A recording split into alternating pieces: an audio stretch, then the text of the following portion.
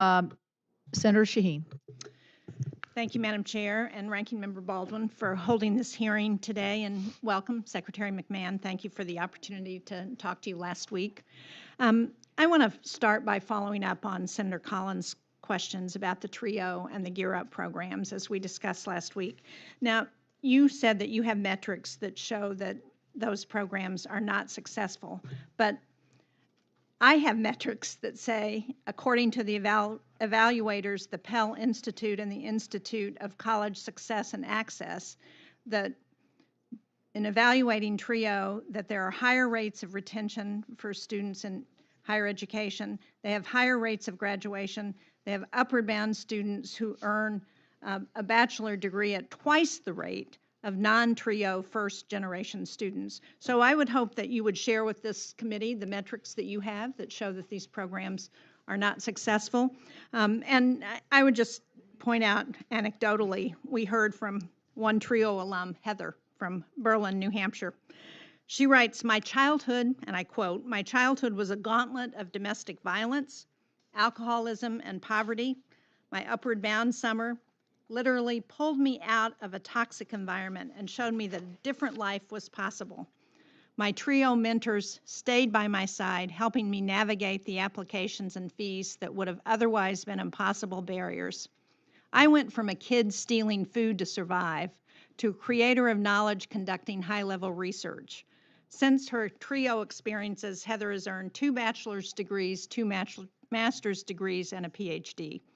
And she finishes her story with this statement: "TRIO transforms public investment into long-term economic and civic return. I am living proof, and I am forever grateful." Madam Secretary, is it the intent of this administration to eliminate the TRIO and Gear Up programs and other programs that help students who are at risk from accessing higher education? Senator Shaheen, thank you very much for relaying that. And that is a great success story for a TRIO program. And I'm sure there are many of those, around the country. However, as I pointed out, the evaluation of this program shows that they have been very successful. Well, the metrics that I get, which are they're the self-reported metrics from TRIO, as we look at their percentage of graduation rates, et cetera, they are falling short of their again, own would metrics. You please share those with the committee? I'll be happy to do that. Thank you. So can you answer, is it the intent to get rid of this program? As I mentioned before, we are spending about $2.1 million evaluating TRIO and looking to see if it should be revised.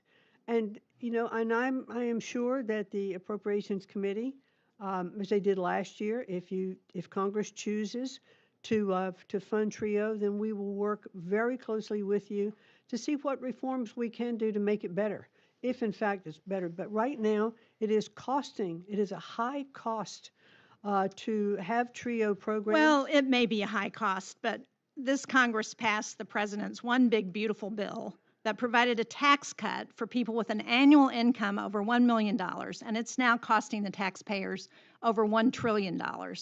It's added $4.6 trillion to the federal deficit.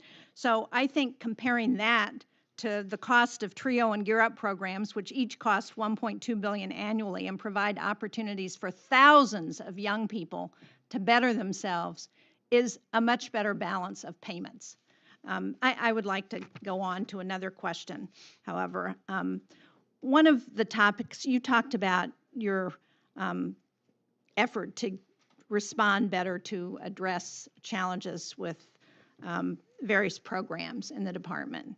And one of the topics that my office gets a lot of calls about is the Public Service Loan Forgiveness Buyback Program, which is administered by the Department of Education.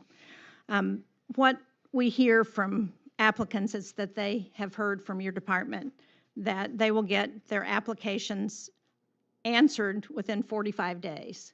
But my staff tells me that it's often 9 months to a year before my constituents get a substantive response. We currently have over 70 constituents waiting just in our office for answers about their applications. Nationally, there are over 88,000 applicants waiting to hear from the department, and that number has grown by 4,000 just since February.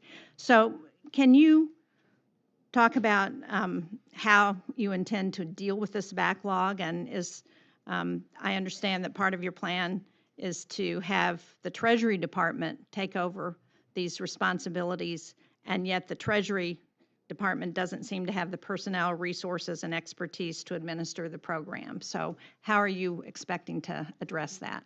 Well, Treasury's really down the road for dealing with this, and we've been looking at this buyback program, which was established really under the prior administration with a lot of regulations involved, and it was not established by law.